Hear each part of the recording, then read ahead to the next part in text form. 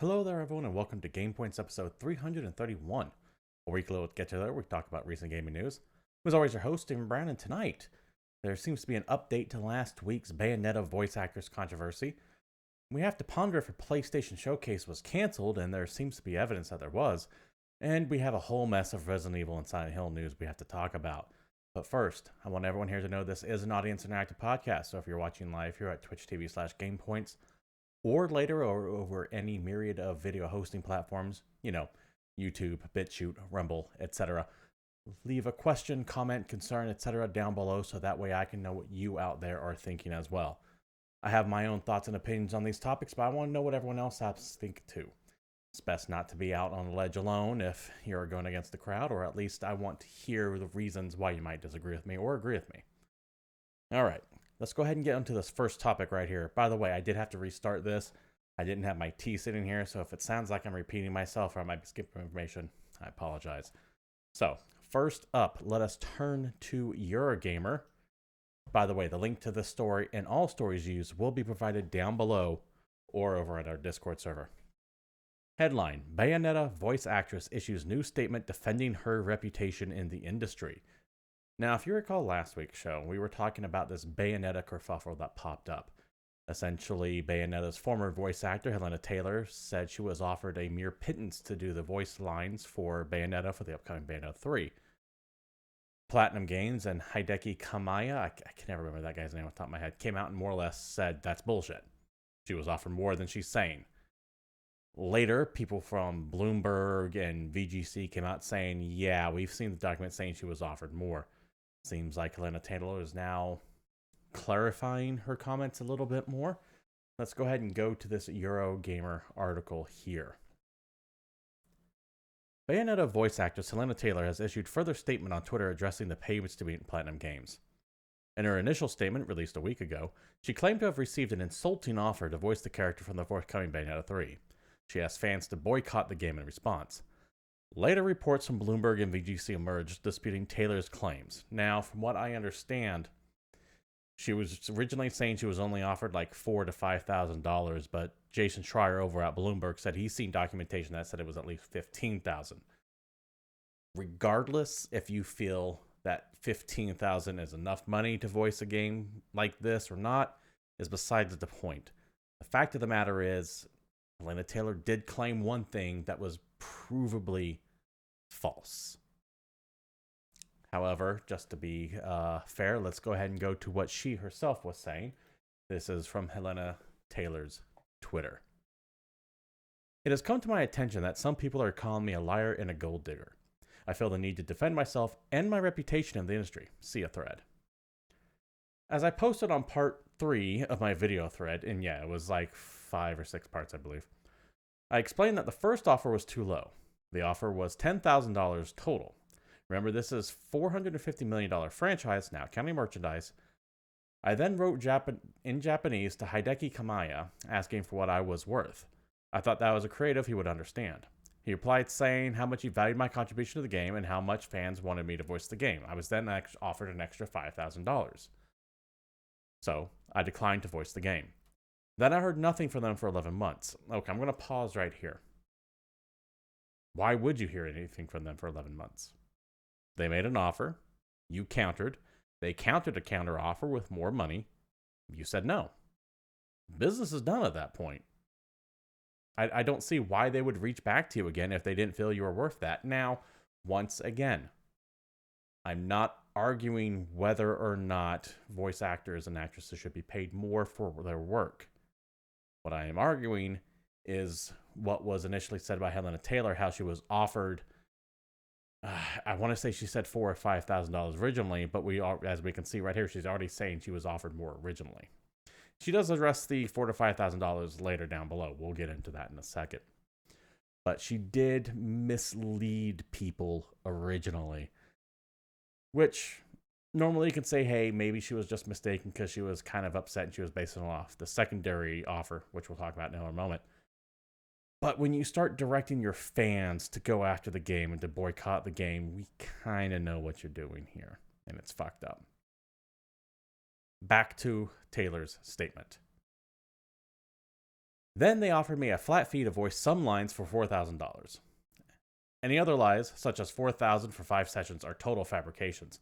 Once again, she is now kind of running counter to claims that Schreier at Bloomberg and VGC found that have it in writing, that they said they've seen in writing that offered her more than that. But that's going to be a whole nother subject. They were not extensive negotiations. I've also been informed of the ridiculous fiction, such as I was asked for $250,000. I'm a team player, and I was just asking for a fair living wage in line with the value that I bring to this game. There's that phrase, living wage. Well, what does that actually mean? No one knows. They just use it because it sounds hip politically to say it. Going on. I was paid a shockingly low total of $3,000 for the first game, a little more for the second. I wanted a voicer. I drummed up interest in this game since I started on Twitter in 2011. Okay. At the most generous reading of this is that you can say that Helena Taylor unintentionally misled her fans into what Platinum was originally offering. I personally think, this is what I personally think, you may differ, and if you do, let me know. I personally think that Taylor was trying to strong-arm Platinum into giving her more money and was using her fan base to do it. I think that she was hoping that they would come back with a bigger dollar sum, and then she might consider doing it as well. Now, from what I understand, having looked into this a little bit, her original offer of $10,000 plus an extra $5,000, bringing up to $15,000 for her role in Bayonetta, seems to be industry standard. I could be wrong on that. I didn't do a deep dive into my research on it. This was just a surface level look, but that seems to be what industry standard is. Now, you can argue that actors should be paid more than that, and I actually do agree. She does have a point when she says that this is a $450 million franchise. The video games bring in more than movies do as a whole, but we are talking as a whole, which means some of those and a lot of video games aren't nearly as successful as movies. What I mean by that is that the rate of successful games is not as high as the rate of successful movies. I'm not necessarily making a good comparison here, but that's a separate argument entirely, in my opinion, and one that she could have made if she didn't do the initial, in my opinion, false claim. What she instead did was weaponize her fan base, which then went out to attack the studio and attack the replacement voice actress, Jennifer Hale, to an unacceptable degree. And what that has now done is killed any potential conversation about whether or not actors and actresses are getting paid a fair amount to voice these video games. You've killed that conversation dead, Helena. I'm sorry, but that is now over with and done for at least a couple months before we can revisit it again, because you, at best, misled people. At worst, outright lied to try to strong-arm Platinum into capitulating. And I hate that, because I've always been a proponent of voice actors and actresses getting paid more for their work, because performance does matter. I remember that hashtag back when they went on strike, the performance matters hashtag. The unfortunate reality of the situation is, however, is that there's a lot of people who are willing to do this work for significantly cheaper, who can do a passable enough job. Because, love it or hate it, at the end of the day, video games in general can really still get by with bad voice acting. It's you have your prestige things like Last of Us, etc., where you need to have that Oscar, and I use that term very loosely, caliber writing and acting, something that stands out above everyone else because of the very nature of that game. But honestly, at the end of the day, gameplay is king. And if your voice acting is a bit off, we're probably going to mock it. There might be some memes of it, but if the game is good, we're not going to care. We're going to think that game is great. I think that a stellar performance can add a lot to a video game, but it is not the crux of a video game, with rare exception. Like, for example, The Last of Us wouldn't nearly have been as memorable if it was a bunch of C-rate people playing those roles. It is important, but it is not vital, is what I'm trying to say here. And when you make falsified or exaggerated claims, like in my opinion Helena Taylor here did, it damages that conversation significantly, especially in light of the fact that she has been, over the past year or so, kind of doing the will she, won't she when it comes to coming back to voice Bayonetta.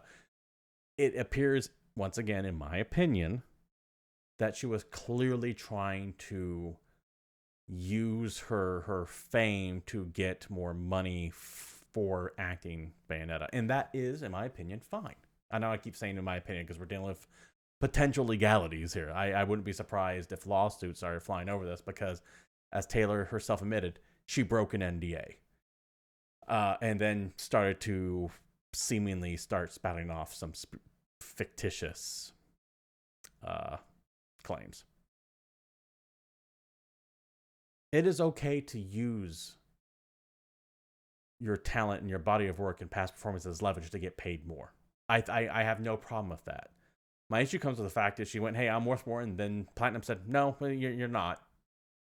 We'll give you this extra amount, but we're not going to give you any more. And she went, okay, well, I'm not doing it. And Platinum went, okay, cool. End of conversation. They called your bluff, and they went, all right, well, that sucks, but we'll get Jennifer Hale to do it. And right there should have been in the end of it, but it wasn't. And I hate that this is playing out this way, because I want to see actors and actresses get paid more for their work. I do think that they deserve more for their work. Voice acting is harder than you might think. Furthermore, there are things like having to... Have you ever just screamed into a microphone or made some god-awful noise or try to imitate the sound of not just like Joel or Kratos or Master Chief? Try to emulate like the dying sounds, the gurgles, the goofs, the bestial noises the clickers make, or insert whatever gibbering alien here is. That shit does a number on your vocal cords. I do this shitty little podcast for anywhere between 20 to 60 minutes once a week, and my voice is fried afterwards. Imagine screaming and coughing and gurgling in a booth for 4 to 6 hours a day. That kills your voice. So there is a physicality to this too. They do deserve to get paid more than they are. But when you do shit like this, you kill that conversation dead for months, weeks, maybe another year, or the very least until another controversy revolving this pops up. And god damn it, I hate that this played out this way, Taylor. I wish you would have written about it in a different way. And she seems relatively unrepentant about it. She kind of is doing the non-apology thing. She doesn't even say anything about Jennifer Hale or anything like that. As far as I know, that could have changed by the time I recorded this. But god damn it, I hate the way this is played out. Anyways, let me know what you all think about this down below. Do you think Taylor is within her rights? Do you think she is absolutely right in calling out Platinum? Do you think she might have lied on this? Do you think the conversation was set back or brought forward?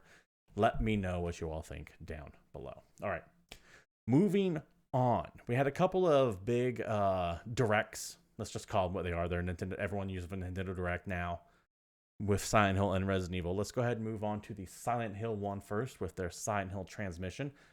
They finally pulled back the curtain on whatever the hell Konami's been teasing over the past few years, and we've got 3 or 4 announcements to go over. First up, Silent Hill 2 getting a remake. This is going to be a full remake by Bloober Team. Not too sure how I feel about that. It is going to have some members from Team Silent back on staff to kind of advise and guide Bloober Team's hand, namely the artist Masahiro Ito and composer Akira Yamamoto. That last one being the excellent part. Silent Hill's music is ecstatic when it's not just pots and pans being banged together. That's the thing about the Silent Hill soundtracks. Half of it is like I'm stumbling through my kitchen, knocking everything over. The other half is amazing. It is. It is what it is. I believe the remake was announced only for PlayStation 5 with a possible 1-year exclusivity on that. We're going to get more into what that might mean later.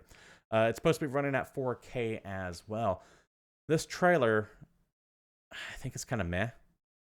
It looks nowhere near as polished as I was expecting, especially in the... I've been playing through the old Dead Space games again, and I've been looking at footage of Callisto Protocol and the upcoming Dead Space remake. I know science fiction, action, horror compared to psychological horror don't really expect the same tone on there, but what they're doing with lighting in those games, setting the mood for horror games, and then I look at what Bloober Team's done of Silent Hill, and I'm like, this feels last gen. And that's my biggest concern with Bloober Team taking this. I don't think Bloober Team is up to the challenge of remaking something like Silent Hill 2. And my phone goes off. Let me just mute that. I don't think that Bloober Team is up for the challenge of actually creating this game here. I like what they've done in the past. Don't get me wrong. I like the Layers of Fear games. I liked Observer. The Medium sucked ass, though. And the Medium is, unfortunately, the closest we have to them making Silent Hill. And I'm hoping that Silent Hill 2 is not going to play anything like the Medium. But as I watch these trailers, it gives off those strong Medium vibes. I'm hoping, I am praying to the Lovecraftian Silent Hill 2 god, or whatever you want to call it, that Bloober Team learned from all their mistakes with the Medium and are going to apply the fixes to this game. But I still don't feel like they're up to snuff on this, and I have concerns. But we'll see, I guess. Also announced, I'm a little bit more interested in this right here, Silent Hill Townfall. This is being made by No Code. They are a small indie studio that did games like Stories Untold and Observation, not to be confused with Observer from Bloober. They're more of a walking sim studio, but then again, so is Bloober for most of their stuff. This is being published by Annapurna. We really don't know too much about this, but if it follows No Code's previous works, what I would like to see, if I'm going to theory craft what this could be, is I would love to see this being a series of short stories set in Silent Hill as the town gets dragged to hell. So of the citizens that were part of everyday life in Silent Hill, you could really get into some prequel territory here, talking about Dr. I think Kaufman was his name, or Delia Gillespie, or even just some rando person who happens to be living in the town itself as it goes straight to hell. I know we've done the prequel treatment of Silent Hill Origins, but let's be real here. Silent Hill Origins is best forgotten. I think you can get some really cool stories out of that time period of Silent Hill as things were falling apart and going wherever they went. The origins of Silent Hill and how it's created are still kind of a mystery. We know the triggers and all that, but not really necessarily the rules of how the city works. That's kind of what I hope from this. What it might be, what it actually will be, however, that's anyone's guess. That's just my theory crafting. Also announced coming out is Silent Hill F. By far the most interesting of the four Silent Hill games that were announced. But I have reservations about this as well. Silent Hill F is set in 1960s Japan. It's going to be written by Ryukishi 7, which is apparently a writing group that made the visual novels of Higurashi When They Cry. Very dark, psychological visual novels. And it looked cool. It has this very weird plant motif all over it. But is it Silent Hill if it's set in Japan? Not that I have anything against Japanese horror. I love things like Fatal Frame and Jurong, the Ring and all that stuff. But Silent Hill, more than anything else, that location itself is embedded in the DNA of Silent Hill. And before the people come after me about Silent Hill 4, yes, I know Silent Hill 4 technically wasn't set in Silent Hill, but it was like the next town over. It was like the influence of Silent Hill was spreading to the next town, which makes sense. But if it's spreading to Japan at that point, it would be spreading to most of the world. And furthermore, it's set in 1960s Japan. So I don't know really what the connection to the town itself here is. This game looks awesome. at least it has a great atmosphere, I should say. We really don't know anything much about the game beyond this teaser trailer here. But is it Silent Hill? Or should just this be called something else, and they just gave it the Silent Hill name, hoping to cash in on the zeitgeist right now, the craving for more Silent Hill. And that's kind of what I think this is that if this was named anything else, I wouldn't have that nagging issue with it in the back of my head here. But the fact that they're calling it Silent Hill just kind of, I don't know. It makes it feel a little bit cash grabby. That said, we have yet to actually see what this game is going to be. I am interested in it. I just wish it was called something else at first blush. They might somehow directly tie this together. Maybe the cult started in 1960. Maybe they had a couple of people branch out from Silent Hill and transplant themselves here. I don't know. They might have some justification for it. I kind of doubt they will, though. Also, one final game that they did was Silent Hill Ascension. Also, another game we don't know too much about, other than the fact that apparently participants around the world are supposed to be controlling the characters in the Silent Hill story. It sounds a lot like Let's Play Pokemon, and that bothers me because it sounds like a combination of Let's Play Pokemon and Bandersnatch from Netflix, and that bothers me because any game that requires a live audience, especially something as niche as Silent Hill, in my opinion, is going to be dead on arrival when it comes out.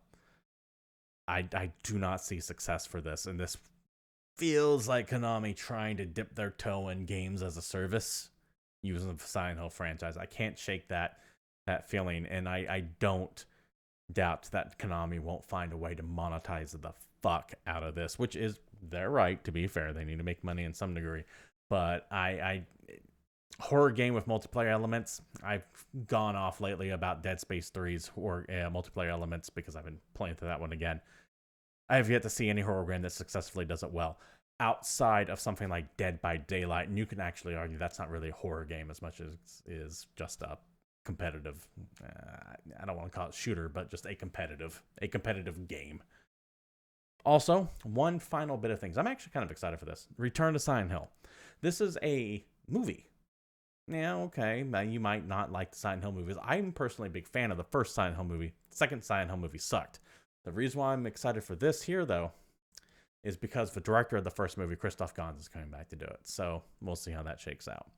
And then they wrap things up showing a bunch of merchandise. I'm not going to show any of that except, and I normally don't do this for merchandise, this goddamn Coinbase based on one of the joke endings of Silent Hill 2 is amazing. Now, I'm not going to spend the cost for it because I can promise you it's going to be a couple $100.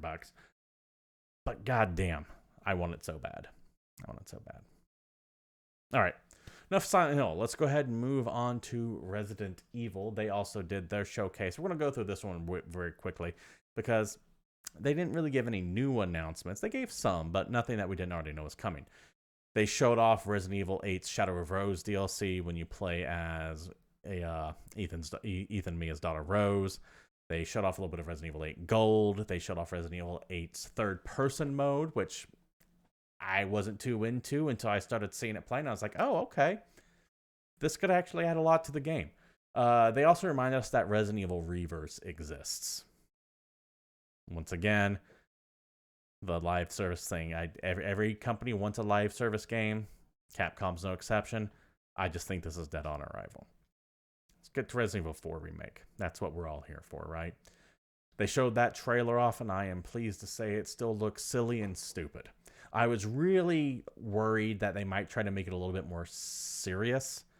But one of the things that I think drives that one of the reasons why Resident Evil 4 I think has such a special place in people's hearts is the campiness of it. And it is camp. It embraces the full insanity of the Resident Evil universe. Now, some people say that could be where the downfall started, because they started to lean into that more and more, and it's when you get Resident Evil 5 and 6, which were just action fests with over-the-top, nigh impossible bullshit. You can actually make a direct connection to this game with that. But I think 4 did it they walked that line just well enough. So I'm kind of still happy to see it be silly. They also showed a few of the characters that we expect to see in here. Ada, Ashley, Carlos. Although all of them sound a little bit weird. I guess I'm just used to a very specific tone and tenor of how they're supposed to sound in my head from playing the original that they sound just different enough to make it bothersome to me. But that's neither here nor there. That's just a personal opinion. It does look like it's being slightly rebuilt. What I mean by that is, of course, it has been remade, new engine, new graphics, etc. But I'm not expecting a completely different experience like you got from Resident Evil 1, 2, or even 3 to a degree. What I mean by that is, on Resident Evil 1, the first remake, about half that game didn't actually exist. The whole what was her name, the hunchback girl with the chains on her head that was going around stalking you throughout the entire game. Did it start with an A? Amy? Alice? I don't remember. And Resident Evil 2 had a whole bunch of stuff in there that actually wasn't in the original game as well. 3, you can actually say things were cut from 3. But I'm not expecting that level of remake with Resident Evil 4. Visually, absolutely yes. But gameplay-wise, story-wise, I expect it to kind of be a very close copy. So where does this leave the future of Resident Evil as a franchise at this point? I highly doubt they'll remake 5 and 6. I don't see any reason for them to. And they seem just have no interest in ever visiting Code Veronica again. I would say Code Veronica or Zero have a greater chance of being remade than 5 and 6. And I don't see any of them being remade in future in the cards. I would expect that they would shift focus maybe to Resident Evil 9, whatever that might be. Maybe even do a reboot of the entire franchise. Just call something Resident Evil. Because while we have gotten the remakes of 2 and 3 and Upcoming 4, it's been quite a while since that first remake came out. So I can see them just kind of doing a soft reboot on the whole franchise and going, here we go. We're starting over clean. We're going to try to keep the story somewhat contained in on itself and go again. Also up in the cards, and I actually do think that this is coming up. I don't think Capcom wants to give the remake train up yet. They're making way too much money off of it. There's a reason why Silent Hill's coming back. It's because Konami watched Capcom crank these remakes that went, shit, we can do that. I think Dino Crisis is in the cards. Whether it is or not, we'll see. I have no idea. But I think if they're to do another remake of a Capcom game, I think it's going to be Dino Crisis. It's just my opinion. I might be wrong. Let me know what you all think down below. Then finally, on the whole brand new news front thing, as far as announcements go, not even announcements, once again, a game we knew about, but more information. Final Fantasy 16 showed a trailer. No, I'm not going to break down what everything was in there, other than the fact that, excuse me, they showed off a couple of factions of the world that's taking place in Valisthea, I think is its name. They showed some of the dominants. The dominants are the people who can control the icons in this game. The icons, essentially the summons, Bahamut, Odin, Phoenix, etc., Shiva, Ramu. That's not what I want to get into, though. What I want to talk about is the fact that the past week, we had new announcements for Silent Hill, new announcements for Resident Evil, new announcements for Final Fantasy 16, all seemingly coming just out of nowhere. Just pop, pop, pop. Sudden, quick, here are these new Nintendo-style directs or new trailer release dropping all in 1 week. Literally no fanfare. They just kind of appear. Which brings up these rumors that Sony might have actually had a Sony showcase on the books that was supposed to drop sometime last week. Rumors of an October showcase have been swirling for about 4 to 6 weeks now. Admittedly, there's always rumors of a Nintendo Direct or a Sony showcase or a Microsoft, whatever the hell they do, event around the corner. But this one was being backed up by a lot of big insiders. And then suddenly, all those rumors stop, and then we get a week of big showcase-level announcements. Which is making people think, and there's been rumors that this might be true, that the reason why we didn't get a showcase, Sony showcase, is because a lot of this stuff would have had exclusivity to PlayStation consoles for a year, couple of years, been only exclusive to PlayStation. And the reason why Sony would have wanted to not announce all this stuff and canceled a supposedly planned showcase is because of the current ongoing litigation against Microsoft over the Activision buyout. Sony is actively trying to prevent Microsoft from acquiring Activision, because with that comes Call of Duty. Call of Duty, love it or hate it, is one of the biggest franchises every year. It's always in the top 10 selling games every year. And the argument has been from Sony that exclusivity is bad.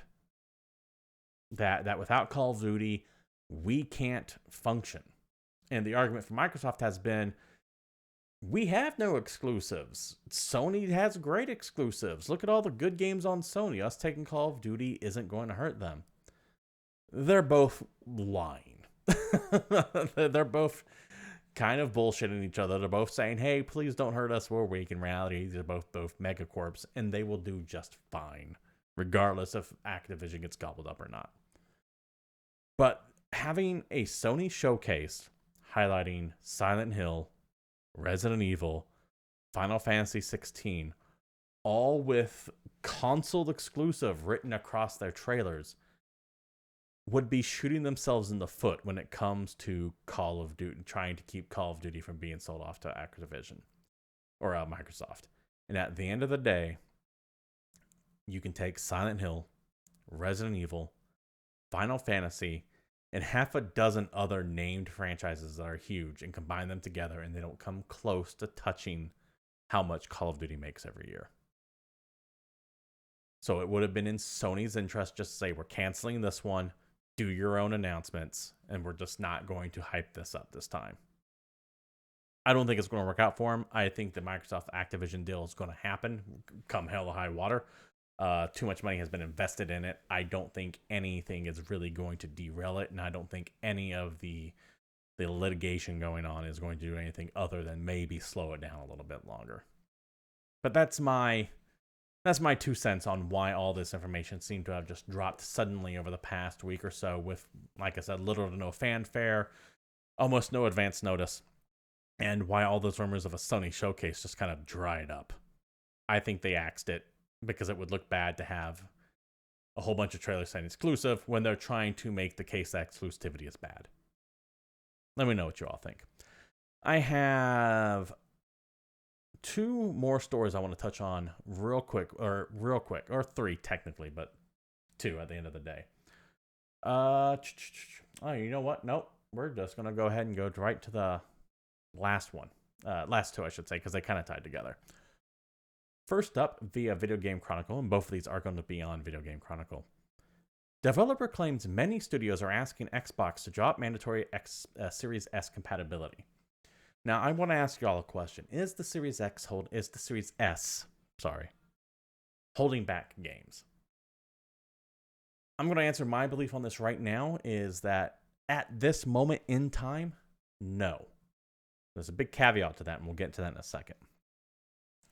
The article itself interviews more than a handful of people. I'm going to highlight some of their comments, various indie developers or smaller studio developers, as to what they feel about the Series X and this mandatory requirement that Xbox has. VFX artist Ian McClure made a claim on Twitter in response to comment from veteran games journalist Jeff Gerstmann, who Gerstmann said he thinks the whole Series I get those names confused, is holding back next-gen game argument doesn't hold up. McClure, who worked on last year's Series S and X and a PC game I Am Fish at Bossa, responded with the following. It might sound broken, but the reason you're hearing it right now is the reason why you're hearing it a lot right now is because many developers have been sitting in meetings for the past year desperately trying to get the Series S launch requirement dropped.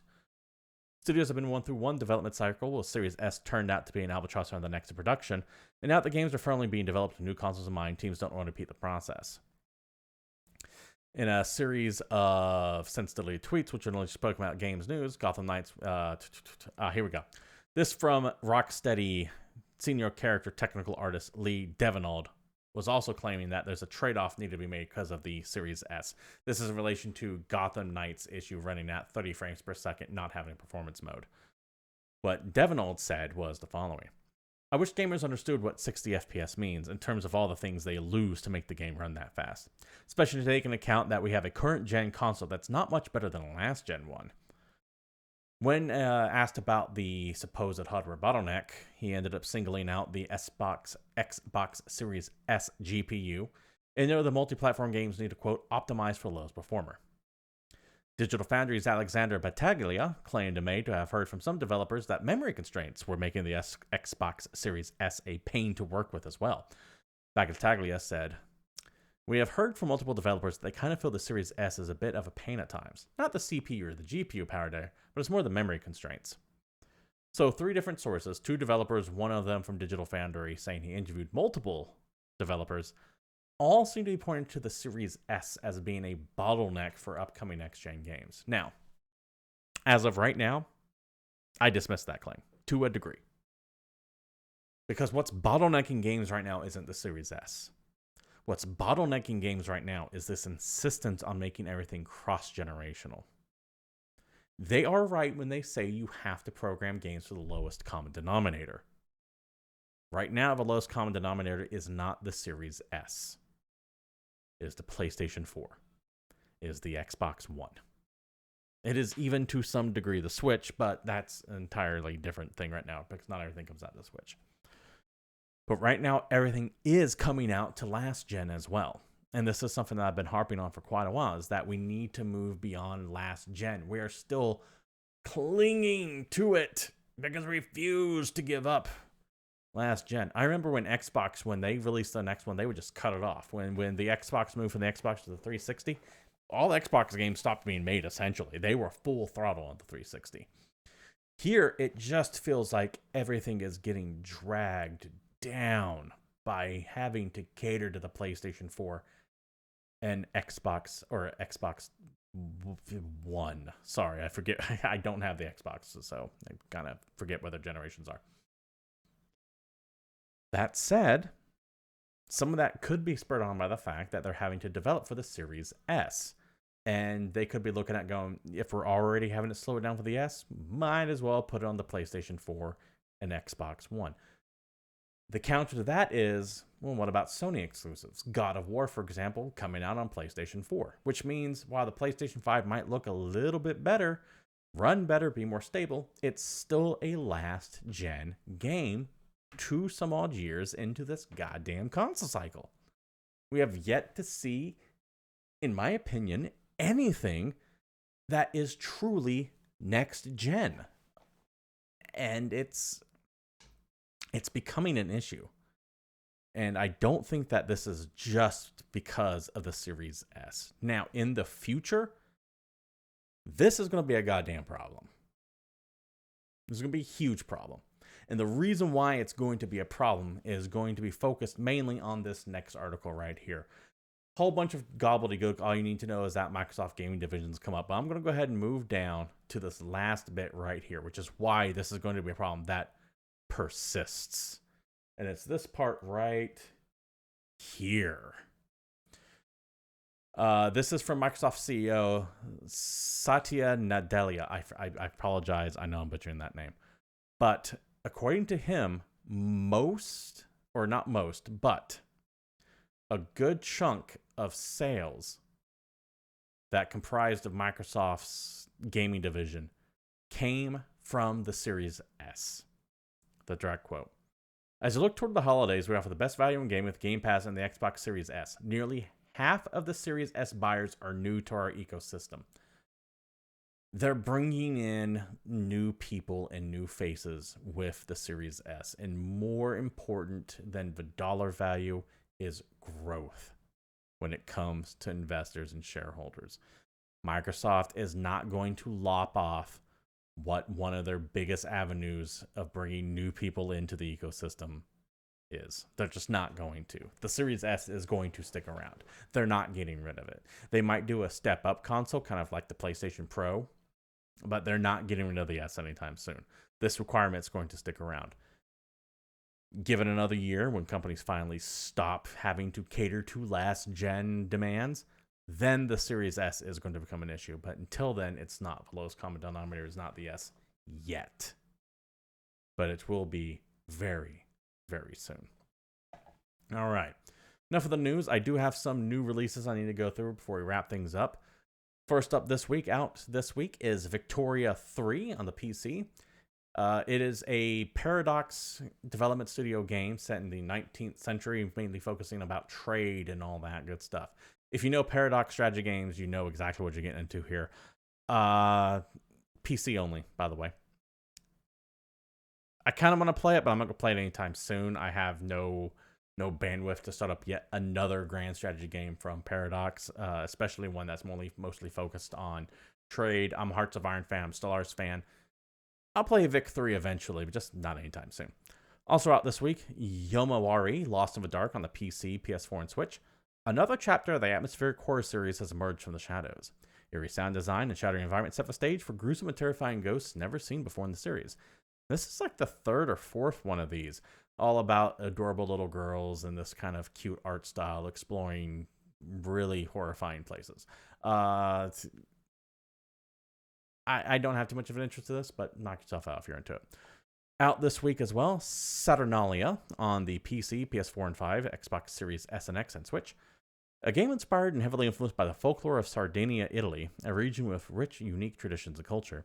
We play 4 characters experience a deeply connected storyline that ties back to the haunting traditions of the ancient village. The village itself is an elaborate maze, with no 2 iterations being precisely the same. You have to explore it and solve these mysteries in the game largely unguided.